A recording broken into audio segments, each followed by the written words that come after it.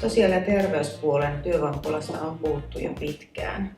Ja tällä hetkellä ehkä koronaepidemia on tuonut nämä haasteet selkeämmin esille.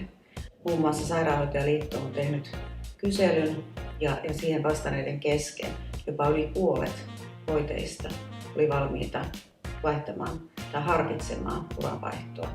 Robotiikan ja älykkään teknologian avulla olen pyrkinyt tässä hankkeessa vastaamaan tähän haasteeseen eli hoivaajapulaan ja pyrkinyt tuomaan robotiikkaa sinne, missä ihmisten välinen interaktio ei ole välttämätön, eli niihin päivittäisiin rutiininomaisiin toimenpiteisiin.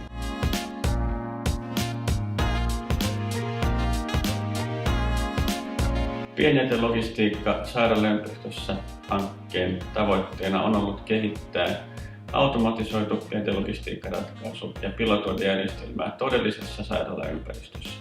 Sairaalan kanssa yhteiskehittämismenetelmin rakennettu käyttötapaus kliinisen kemian laboratorion jätekuljetuksista on hyvä esimerkki yhdestä sairaaloissa tapahtuvien sisälogistiikkatoimintojen automatisoinnista.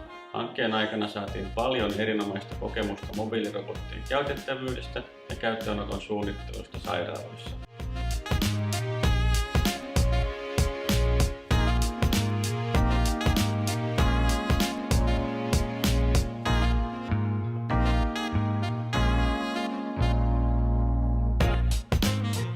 Pienjätekuljetuksen mahdollistamiseksi me ollaan rakennettu robotin käyttöjärjestelmän päälle lisäohjelmisto, mikä mahdollistaa robotin kutsumisen nappia painamalla tai vaihtoehtoisesti aikataulutetusti.